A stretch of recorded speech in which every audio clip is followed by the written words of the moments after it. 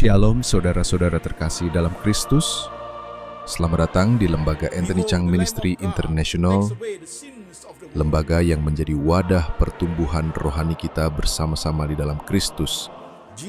Sesaat lagi kita akan memulai Sunday Service minggu ini. Harap mempersiapkan diri dan hati bersama keluarga dan orang-orang terkasih dengan posisi duduk yang baik dan nyaman. Kita belajar mengimani dan bertumbuh bersama dalam Kristus. Selamat beribadah dan Tuhan Yesus memberkati. Shalom jemaat sekalian, saya Pendeta Anthony Chang. Salam kepada semua jemaat, setiap pendengar firman lewat Latsmi, Lembaga Anthony Chang Ministry International. Ibadah Latsmi hari ini khotbah aplikatif seri ke-21.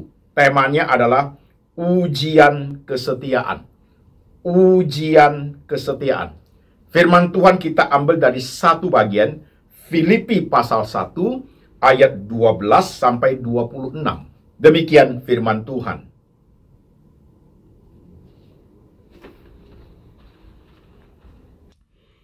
Aku menghendaki, saudara-saudara, supaya kamu tahu bahwa apa yang terjadi atasku ini justru telah menyebabkan kemajuan Injil.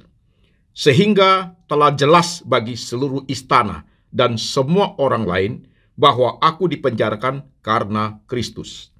Dan kebanyakan saudara dalam Tuhan telah beroleh kepercayaan karena pemenjaraanku untuk bertambah berani berkata-kata tentang firman Allah dengan tidak takut. Ada orang yang memberitakan Kristus karena dengki dan perselisihan, tetapi ada pula yang memberitakannya dengan maksud baik. Mereka ini memberitakan Kristus karena kasih, sebab mereka tahu bahwa aku ada di sini untuk membela Injil. Tetapi yang lain karena kepentingan sendiri dan dengan maksud yang tidak ikhlas, sangkanya dengan demikian mereka memperberat bebanku dalam penjara. Tetapi tidak mengapa, sebab bagaimanapun juga Kristus diberitakan, baik dengan maksud palsu maupun dengan jujur. Tentang hal itu aku bersukacita, dan aku akan tetap bersukacita karena aku tahu bahwa kesudahan semuanya ini ialah keselamatanku oleh doamu dan pertolongan Roh Yesus Kristus. Sebab yang sangat kurindukan dan kuharapkan ialah bahwa aku dalam segala hal tidak akan beroleh malu, melainkan seperti sedia kala, demikian pun sekarang Kristus telah nyata dimuliakan di dalam tubuhku, baik oleh hidupku maupun oleh matiku.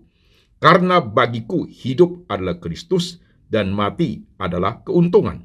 Tetapi jika aku harus hidup di dunia ini, itu berarti bagiku bekerja memberi buah. Jadi mana yang harus kupilih, aku tidak tahu. Aku didesak dari dua pihak. Aku ingin pergi dan diam bersama-sama dengan Kristus. Itu memang lebih baik. Tetapi lebih perlu untuk tinggal di dunia ini karena kamu. Dan dalam keyakinan ini, taulah aku akan tinggal dan bersama-sama lagi dengan kamu sekalian, supaya kamu makin maju dan bersukacita dalam iman, sehingga kemegahanmu dalam Kristus Yesus makin bertambah karena aku, apabila aku kembali kepada kamu. Amin. Jemaat sekalian, firman Tuhan sudah kita baca, sudah kita dengar.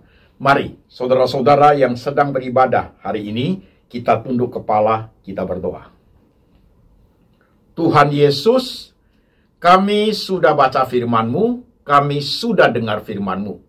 Sekarang Roh Tuhan bekerja, mengurapi hamba-Mu ini, memberi ia hikmat dan bijaksana, boleh menyampaikan firman ke dalam bahasa yang sederhana, yang gampang dimengerti oleh seluruh lapisan jemaat.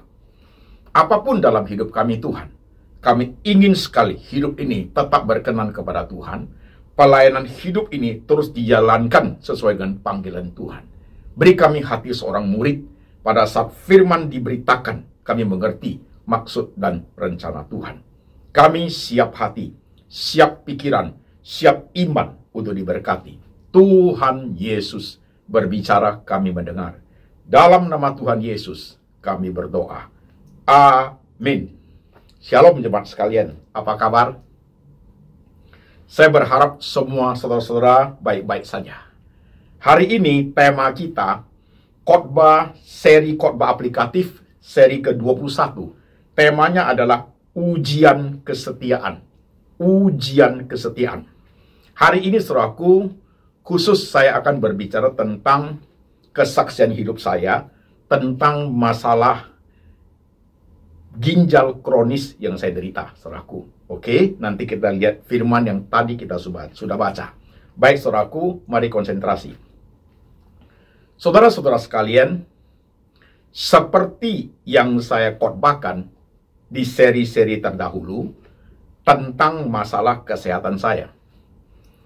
Dalam 3 bulan terakhir ini, saudaraku, saya mengalami hal yang sangat penting dalam hidup saya.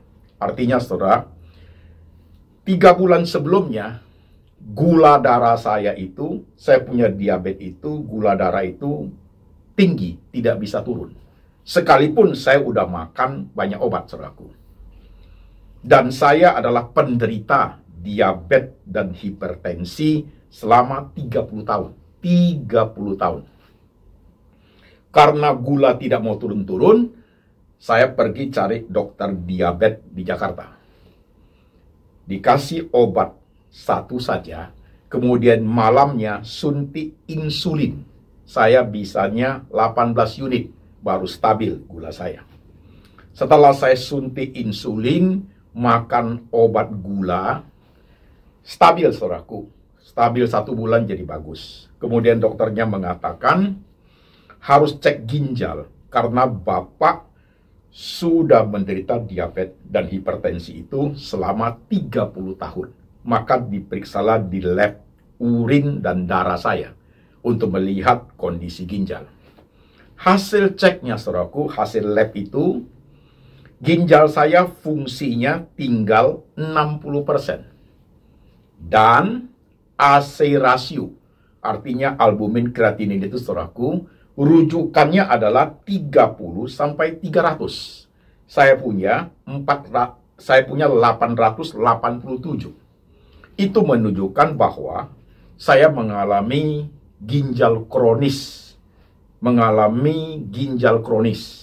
Satu step lagi itu cuci darah, saudaraku. Oke. Kemudian dokter menyarankan aku untuk mencari dokter ginjal. Saya cari 2 dokter ginjal terkenal di Jakarta. Satu di Jakarta, satu lagi di Tangerang, saudaraku. Dari hasil 2 dokter ginjal itu, mereka memberikan saya obat yang khusus untuk penyakit ginjal. Supaya dimakan itu obat, nanti 1 bulan lagi baru datang dengan lab periksa darah yang baru. Jadi, saudaraku, sebelum saya makan obat dari dokter itu, saya sengaja cek lab 1 kali lagi.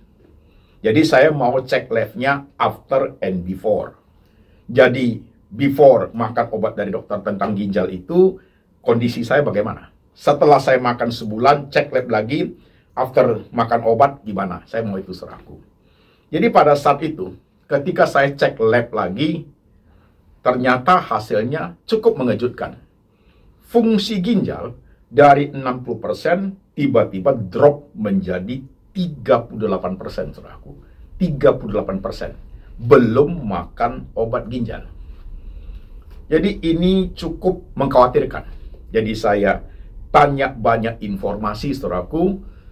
Karena dokter Jakarta, saya udah ketemu beberapa dokter terkenal. Saya berangkat ke Penang 2 minggu lalu, saudaraku ya. Seperti saya khotbahkan, sharingkan kemarin-kemarin. Jadi 2 minggu lalu, saya ke Penang, ketemu beberapa ahli dokter ginjal, saudaraku. Konsultasi dengan mereka. Hasil konsultasi itu mengatakan tidak ditemukan apa penyebabnya. Saya punya fungsi ginjal tiba-tiba drop menjadi 37%. Jadi cek di lab dan darah urin di Penang itu bukan 38, 37%, saudaraku.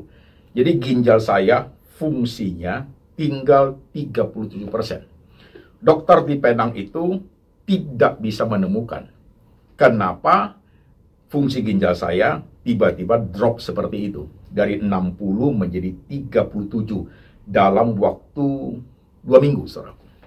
Oke, saya dokter Penang, saya ketemu, konsultasi, kemudian saya ke urolog, dokter untuk cek urin, cek prostat, cek kandung kemih, saudaraku.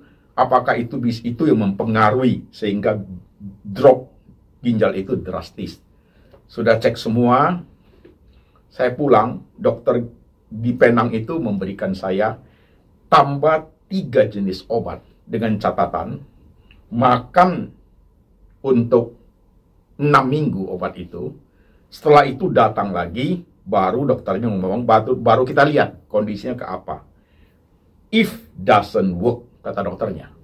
If doesn't work, jikalau obat itu tidak berhasil, kita akan coba cara lain. Saya beli obatnya, saudara sekalian. Saya beli obatnya, saya bawa ke hotel. Saya pikir, if doesn't work, jikalau obat itu tidak berhasil, cari jalan lain. Tetapi obat yang tidak berhasil itu sudah saya konsumsi selama 6 minggu. Bagaimana keadaan fungsi ginjal saya akan menjadi sangat drop. Karena kondisi ginjal seperti saya, saudaraku, gak boleh salah makan obat. Gak boleh salah makan obat.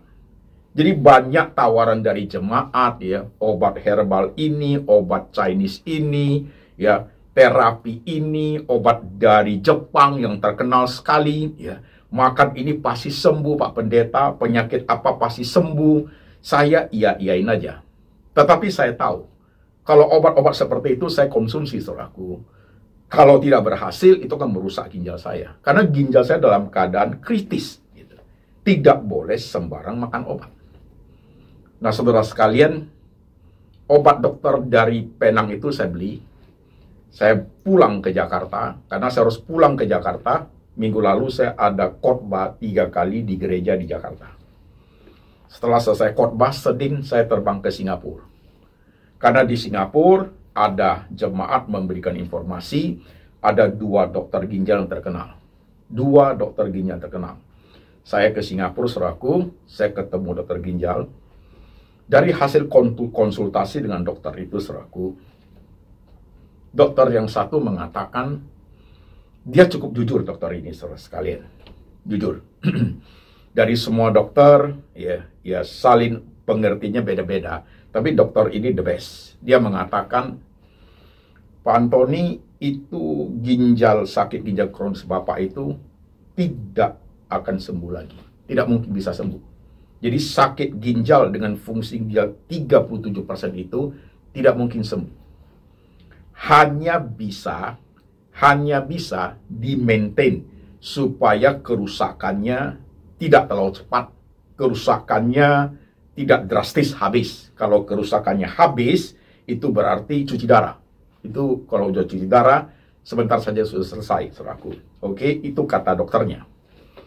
Apalagi kalau dokter itu mengatakan sebenarnya tubuh saya ini sudah mengalami komplikasi.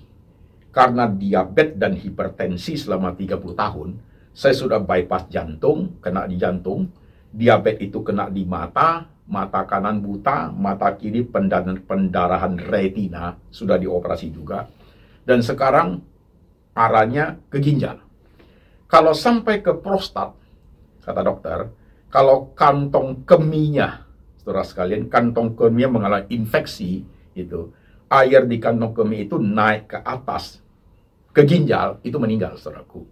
Ya, dokter mengatakan sebenarnya dalam diri saya sudah terjadi komplikasi karena diabetes dan hipertensi yang sangat lama. Tetapi masih bisa dirawat, di-maintain dengan obat-obat yang dikasih dokter yang di Singapura itu. Jadi dengan catatan, jagalah ini dengan baik, ditambah dengan makanan yang sangat ketat. Saya tidak boleh makan makanan yang seperti saudara makan lagi. Udah enggak. Saya hanya makan makanan yang direbus dengan air tawar. Tidak ada bumbu lagi, saudaraku. Dan semua makanan itu ikan yang high protein saya tidak boleh makan. Ya. Dalam bentuk makanan yang diolah saya tidak boleh makan. Makanan yang ada pakai flour, pakai tepung saya tidak boleh makan. Itu banyak sekali yang saya sudah tidak boleh makan. Masakan di luar di restoran itu yang pakai bumbu, pakai micin, pakai apa, saya sudah tidak boleh sentuh, saudaraku. Jadi dalam kondisi yang seperti itu. Jadi saudara sekalian, dokter di Singapura mengatakan dengan kondisi seperti ini bisa bertahan sekitar 10 tahun. Ada jemaat saya, papanya juga berobat ke dokter ini, waktu 10 tahun lalu, ginjalnya tinggal 30%. Dengan obat yang ada, dengan jaga makanan yang ketat, sampai sekarang masih sehat, saudaraku. Bisa bertahan. Jadi dokternya mengatakan, dengan cara begitu, bisa bertahan, not so soon. Jadi tidak secepatnya untuk sampai kepada bagian yang disebut cuci darah, saudaraku.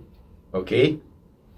Saudara sekalian, itu bagian dari dokter-dokter yang saya cari, saya konsultasi baik Jakarta, Penang maupun Singapura.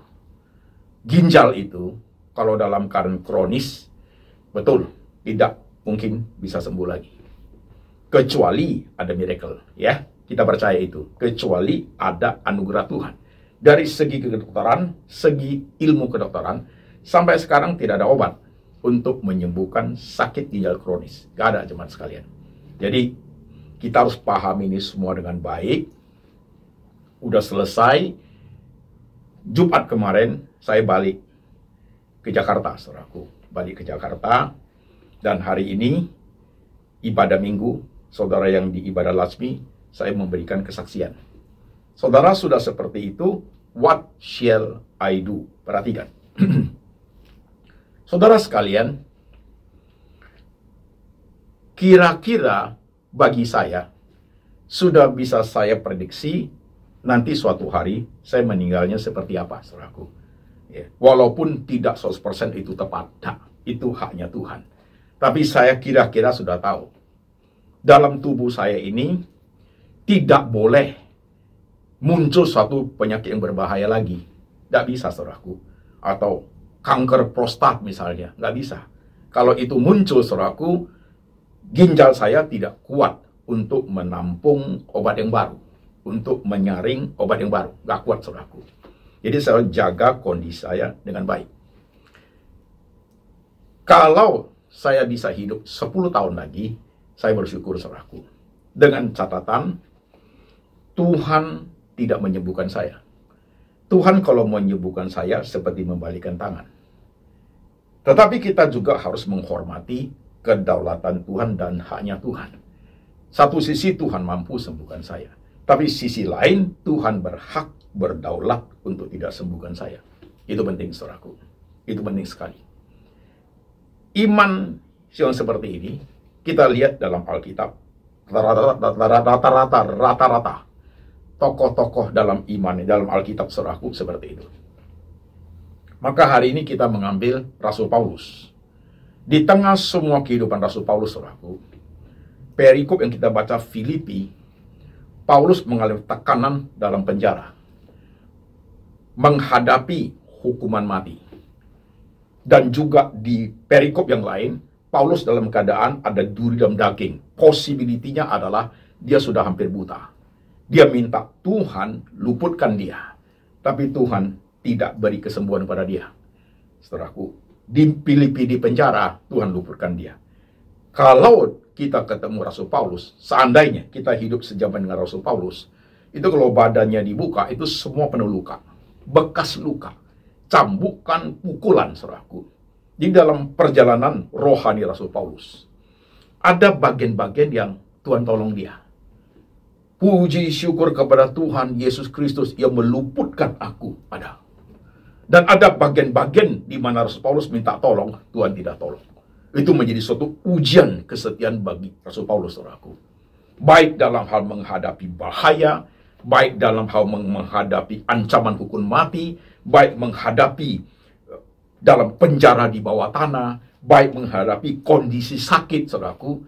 Paulus mengalami itu. Jadi ada bagian di mana tangan Tuhan menolong dia. Ada di bagian di mana Tuhan tidak tolong. Dan perjalanan rohani Rasul seperti itu, saudaraku, membawa dia mengerti. Saya pun mau belajar.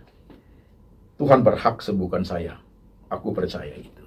Tapi Tuhan berdaulat. Saya juga harus menghormati kebesaran Tuhan kalau dia tidak berkenan menyembuhkan saya. Maka kalau seperti itu, saya harus bertanggung jawab. Disembuhkan, puji Tuhan. Siapa tidak mau sebagai manusia?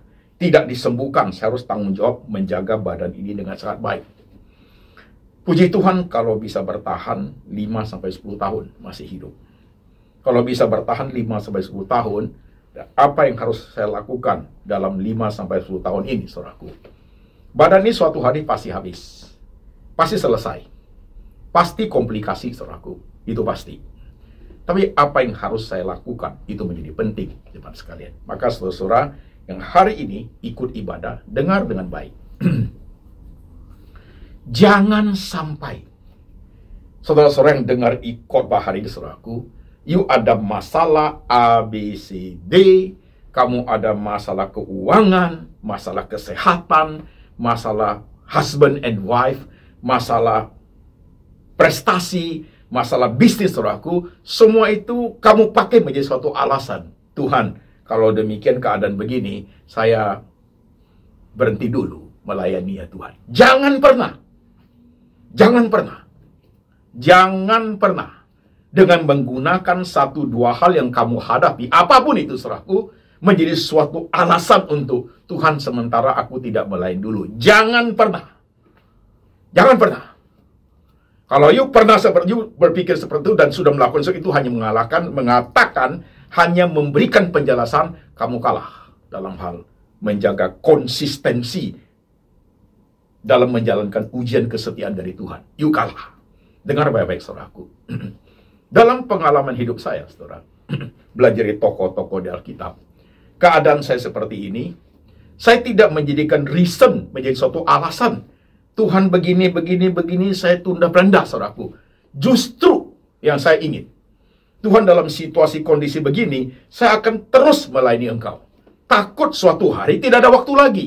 Jadi bukan menggunakan berbagai alasan yang ada, aku berhenti dulu. Nah, saudaraku, justru dengan berbagai peristiwa yang ada, lebih cepat melayani Tuhan. Nanti tidak ada waktu. Tidak ada waktu. Jangan menggunakan alasan A, B, C, D, saudaraku, untuk menjadi suatu excuse diri. Tuhan, aku nggak nunda, saudaraku. Justru alasan-alasan yang ada, kesehatan yang terganggu, saudaraku, itu akan menjadi suatu cara Tuhan, sekalipun begini, sekalipun karena begini, saya akan tetap melayani engkau sampai mati. Itu saya mau, saudaraku. Jemaat menyimak dengan baik. Hidup saya memang tidak lama. Kalau ada anugerah lama. Kalau tidak ada anugerah itu tidak lama. Dokter Singapura itu, dia berani berkata jujur. Dia periksa semuanya detail badan saya, saudaraku. Not so soon. Tapi you harus jaga dengan baik. Harus jaga dengan baik. Saudara sekalian, aku pulang dari Singapura, hatiku lega, peaceful, damai, karena aku sudah bisa jalan pelayanan dengan baik. Saya bisa mempersiapkan apa-apa yang saya lakukan selama 5-10 tahun ini. You lihat saya, rohku masih menyala-nyala. You lihat semangat saya, saudaraku, tak pernah berubah sedikit pun. Tak pernah. Saya ingin loh, kesaksian hidup hari ini. Belajar di tokoh-tokoh Alkitab, termasuk Rasul Paulus, saudaraku. Dan menjadi berkat buat engkau, saudara-saudara sekalian. Kau yang mulai patah semangat, kecewalah, frustrasilah, tidak berhasillah, ini itulah, menjadi seperti anak kecil, anak rohani, saudaraku, yang tidak matang, dengan menggunakan semua itu. Tuhan, aku ndak dulu. Jangan. Sekalipun, itu kalimatnya, sekalipun, karena A, B, C, D yang saya alami, Tuhan, I still move on melayani engkau. Oke, jemaat, oke. Kita belajar dari tokoh-tokoh Alkitab, pengalaman mereka bersama dengan Tuhan, pengalaman you bersama dengan Tuhan, pengalaman saya bersama dengan Tuhan. Journey of my faith, saudaraku, itu signifikan bersama dengan Tuhan. Itu tidak bisa dihapus. Itu menjadi modal yang besar membawa saya hari ini. Semangat khotbah saya tidak pernah berubah. Tidak pernah berubah. Sampai terakhir, kalau kau bisa jadi saksi, suatu hari saya mati, saudaraku, semangatnya tetap sama. Semangatnya tetap sama. Waktu di Malaysia itu, di Penang itu, saudaraku, saya ditemani oleh anak gadis saya. Anak gadis saya bertanya. Dia panggil saya bukan papa, panggilnya father. Sambil kita makan-makan, ya dia makanlah, saya kan tidak bisa makan lagi, saudaraku. Father, kalau suatu hari Father dipanggil Tuhan,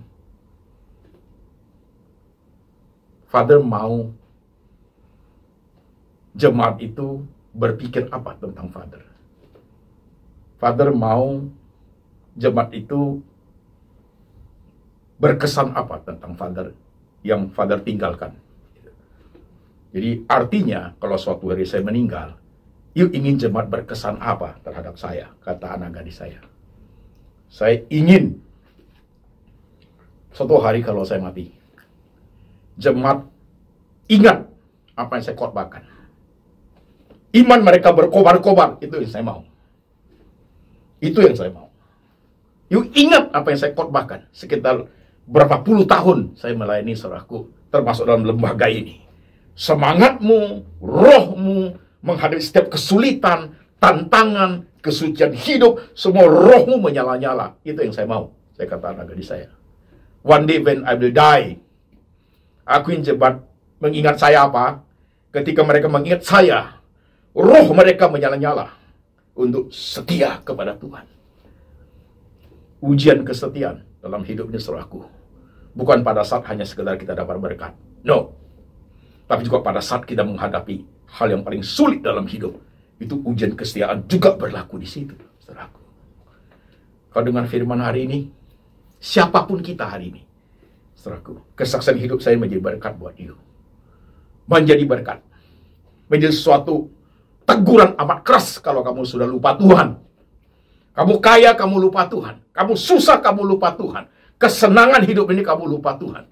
Terlalu sulit hidup yang membuat kamu juga menjadi alasan untuk tidak ke Tuhan, saudaraku. Jangan pernah berjuang sampai titik akhir, saudaraku.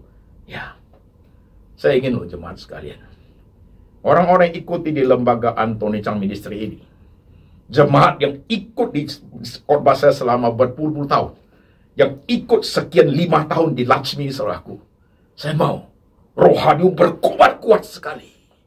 Tidak menjadi orang Kristen yang lemah. Hanya karena masalah A, B, C, D. Tidak, saudaraku.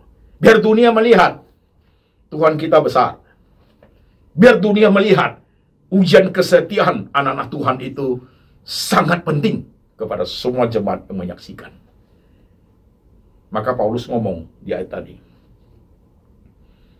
Yang sangat kurindukan adalah baik dalam hidupku maupun dalam matiku, juga dalam tubuhku, Yesus dimuliakan. Itu dia ngomongnya. Kalau dia hidup, hidupnya memuliakan Tuhan. Badannya kalau sakit sekalipun tetap memuliakan Tuhan. Kalau dia mati, matinya pun memuliakan Tuhan. Ya. Maka sampai pada kalimat, mati adalah keuntungan. Hidup untuk Kristus. Jadi kalau masih hidup untuk Kristus. Saya boleh bertahan 10 tahun. 10 tahun untuk Tuhan. Sambil melayani keluarga saya. Sambil melayani orang-orang miskin. Sambil melayani orang-orang miskin. 10 tahun kalau masih bisa hidup. Hidup berbuah untuk Kristus. Kalau suatu hari saya mati adalah keuntungan. Karena saya ketemu Tuhan. Sang pencipta. Juru selamatku yang hidup, saudaraku. Saya di situ selama-lamanya. Menanti semua keluarga saya kembali. Menanti jemaat yang Tuhan panggil kembali. Kita bersama-sama di sorga sana bersama Tuhan. Perhatikan khotbah hari ini. Tidak mudah menjalani hidup dengan problem yang saudara hadapi. Saya tahu itu. Tapi jangan kalah dengan persoalan. Hidup untuk Tuhan itu harga mati. Hidup untuk Tuhan tidak bisa ditawar. Hidup untuk Tuhan tidak bisa ditukarkan dengan hal apapun. Tidak bisa. Hal apapun bisa kita hadapi. Tapi hidup untuk Tuhan, hidup melayani Tuhan, suatu hal yang tidak bisa ditawar. Harga mati, saudaraku. Ingat jemaat, kalau you ikut di lembaga ini, imanmu rapuh, you mesti belajar lagi, saudaraku. Kalau ikut di lembaga ini, you mudah kecewa, mudah salah berpikir tentang Tuhan, you mudah negatif thinking sama Tuhan, you mudah blaming God, kau tak pernah rohani bertumbuh, saudaraku. Perhatikan dengan baik. Tuhan nomor satu. Ya, oke. Siapapun kau hari ini dengar khotbah hari ini menjadi kesaksian hidup, kesaksian saya, saudaraku. Lihat wajahku, lihat semangatku, lihat suaraku, tak pernah berubah. Tak pernah berubah. Selalu on fire untuk Tuhan. Ya. Baik jemaat, camkan khotbah hari ini. Dengar 2 kali, 3 kali. Pada saat hatimu sudah kecil sama Tuhan. Pada saat kamu merasa, Tuhan kok begini, kok begitu. Pada saat kamu merasa, rohmu sudah hampir padam, saudaraku. Pada saat kakimu berat untuk melangkah gereja. Apalagi melayani. Pada saat untuk berdoa aja, rasa mulut ini hambar, saudaraku. You pray. Kita belajar seperti Paulus.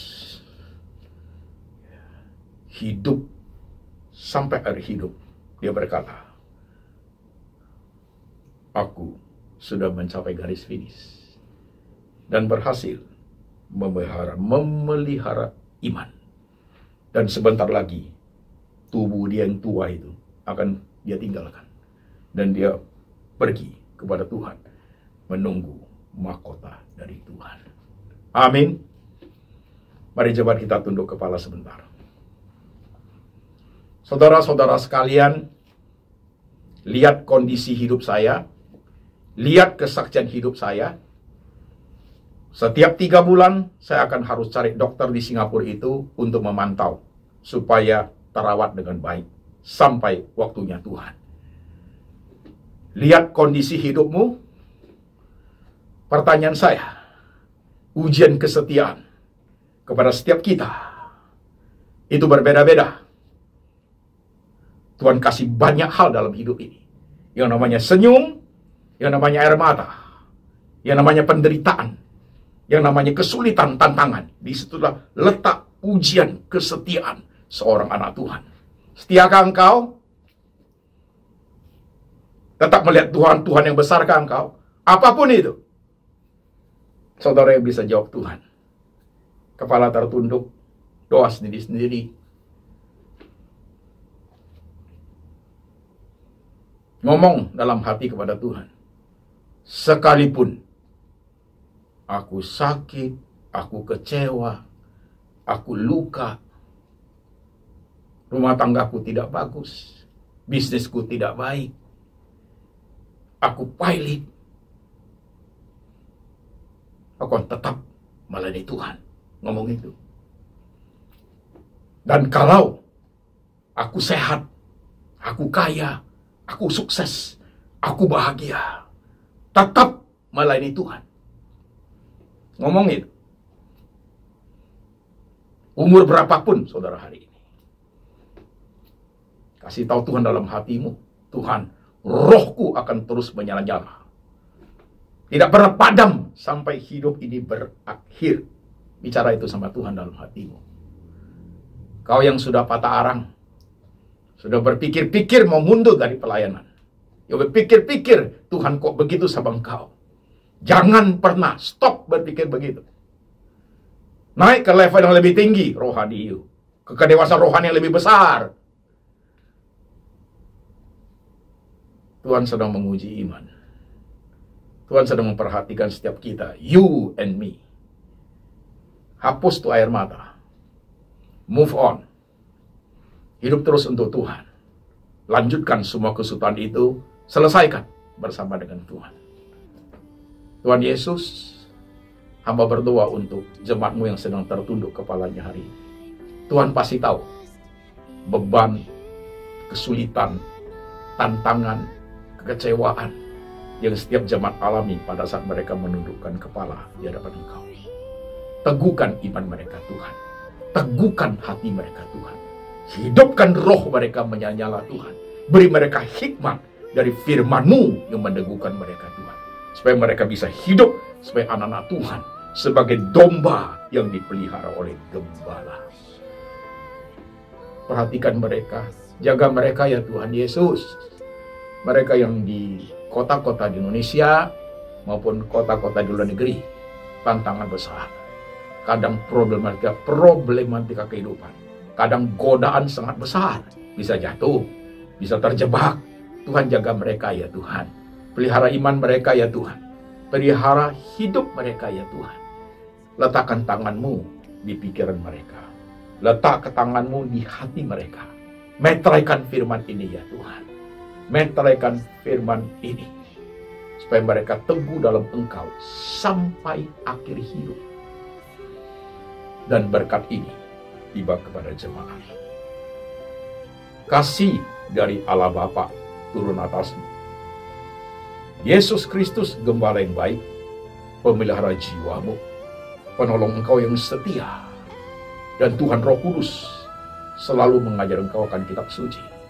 Hidup benar, seturut dengan firman, sampai selama-lamanya, sampai Tuhan kembali, datang kembali, menjemput setiap yang percaya. Dalam nama Tuhan Yesus. Amin.